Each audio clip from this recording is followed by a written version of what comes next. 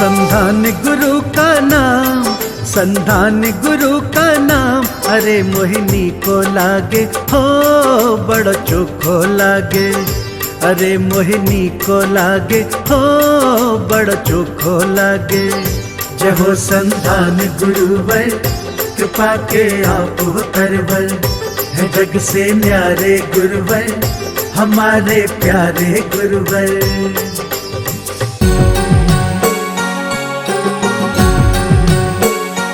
इस कार्यक्रम के पुण्यार्जक हैं माताजी एवं पिताजी श्रीमती कमला जैन, श्रीमान रूपचंद जी जैन, श्री दिनेश जैन, श्रीमती रेखा जैन, दिवेश जैन, तन्वी जैन, दिशा जैन एवं समस्त गंगवाल परिवार, प्रवासी मुंबई, निवासी ब्यावर। ऊपर से तानते हैं, ऊपर से तानते हैं। ध्यान रखना, हम यदि गुरुजी हमेशा प्रैक्टिकल पर ध्यान दिए, प्रयोग पर स्वाध्याय का वर्ग हो, प्रयोग काल, प्रयोग काल, स्वाध्याय का वर्ग हो, प्रयोग काल। आप लोग स्वाध्याय करते हैं, लेकिन उस स्वाध्याय का प्रयोग क्या किया, प्रैक्टिकल भी तो होना चाहिए ना।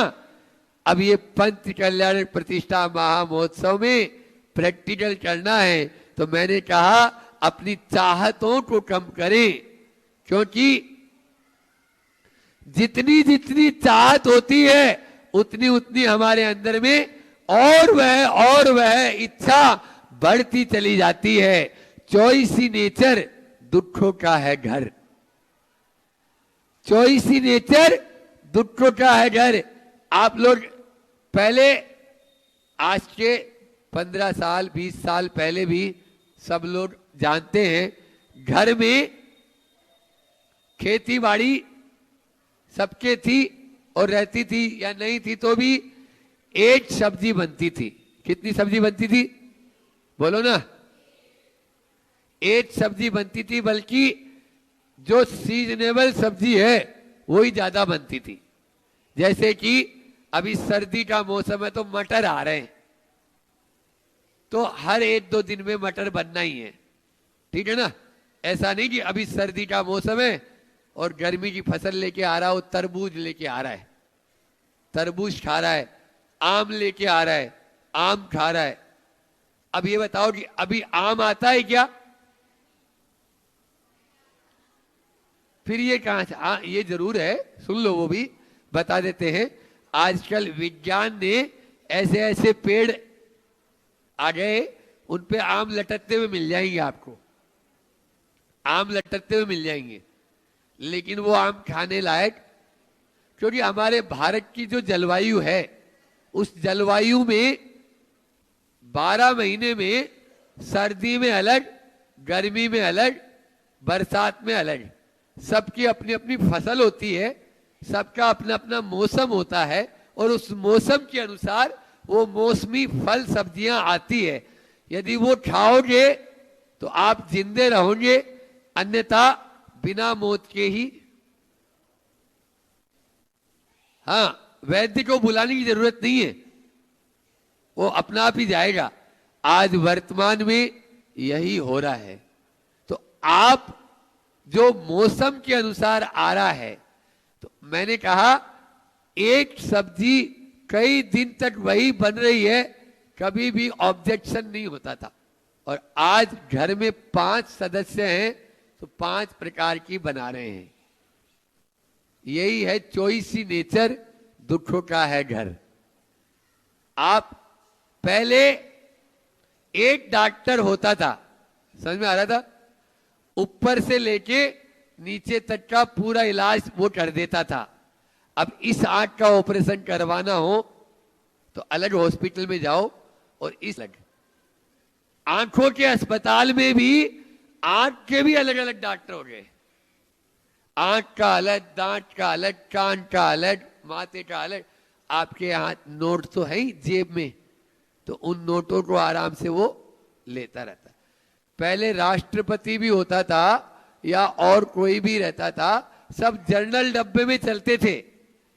अरे ट्रेन तो उसी स्पीड से चल रही है ना, वो जनरल डब्बा भी उतनी स्पीड से चल रहा है, चिंता की बात नहीं। उसी स्टेशन पे रुकेगा, ऐसा नहीं कि वो आपको गांव में उतार देगा। लेकिन अब धीरे धीरे स्लीपर, स्लीपर से एसी, एसी में 2 टायर, 3 टायर, फर्स्ट क्लास, दिए जाओ पैसे, फिर तत्काल रिजर्वेशन अलग अलग। ये रिजर्वेशन का जमाना कहां से आया बोलो? आप लोगों की जेब के पैसे के जमाना आया। आप दिए जा रहे हैं, वो लिए जा रहा है, आप दिए जा रहे हैं, वो लिए जा रहे हैं, और आप लोग भी और अपने आप को सुखी मान रहे हैं। ए देखा, हम गए थे उसमें, हाँ काय में चंदू बना दिया आपको।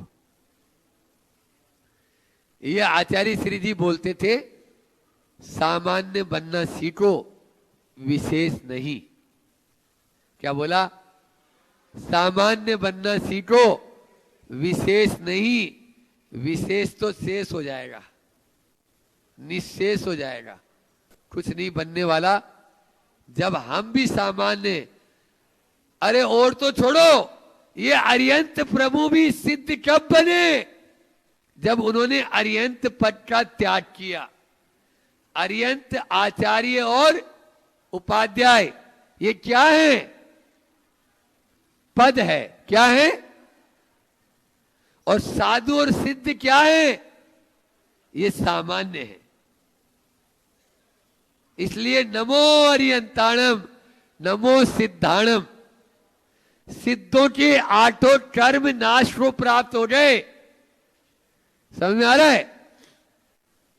तो आपको सिद्ध बड़े या अरियंत बताओ, बोलो। महिलाओं से पूछते हैं, अरियंत बड़े या सिद्ध? सिद्ध बड़े ना। अरियंत भी सिद्ध कब बने? जब उन्होंने समोसरण का त्याग किया, योग निरोध किया। अभी आप पंच कल्याणक में खुद अपनी आंखों से देखोगे कि वह केवल ज्ञान कल्याणक होने के बाद दूसरे दिन अब वह सब कुछ छोड़ छाड़ के बैठ गए कैलाश पर्वत पे जाके। तब जाके उस पोष के महीने में उनको मोक्ष की प्राप्ति होती है। ऐसा वह है, तो ये निश्चित है। लेकिन आज सामान्य कोई भी बनना नहीं चाहता, सब विशेष बनना चाहते हैं। और आपने देख ही लिया है, अब तो क्या हो गया, घर में पहले एक चप्पल होती थी बहन जियों की, अब यदि साड़ी पीले रंग की तो चप्पल भी पीले रंग की, साड़ी नीले रंग की तो चप्पल भी नीले रंग की। अब क्या करें? ऐसे में तो गड़बड़ हो गया। बोलो, मैचिंग का जमाना है। हाँ, मैचिंग, पूरा ऊपर से नीचे तक मैचिंग। आत्मा की बात करने वालों, ये बताओ, आपने इन बाहरी मैचिंग का तो इतना ध्यान रखा, वो भीतरी मैचिंग का क्या हुआ? अब मैचिंग की नहीं, टचिंग की जरूरत है। आप अपनी आत्मा के टच में आए। अगर टच कर लिया तो आप छू लिए, और छू लिए तो फिर आपका कल्याण निश्चित है। मैचिंग में तो मैच ही हो जाएगा, कुछ भी नहीं होगा। लेकिन आज हर चीज में ऐसा ही हो रहा है, चाहे खान पान हो, चाहे रहन सहन हो, चाहे वह आपका पहनावा हो। आचार्य श्री जी ने बहुत अच्छा हाइकू दिया है। देखो, 17 अक्षर में गुरु जी ने बहुत कुछ भर दिया है। खान पान हो, मर्यादित शिक्षा से खानदान हो। रिपीट कर रहा हूं, खान पान हो, मर्यादित शिक्षा से खानदान हो। यदि आप अपने खानदान को बचाना चाहते हो, अपने खान पान को सुधार लो। खानदान तभी बचेगा जब खान पान सुधरेगा। मैं नहीं बोल रहा, कौन बोल रहे हैं? मेरे पिताजी बोल रहे हैं।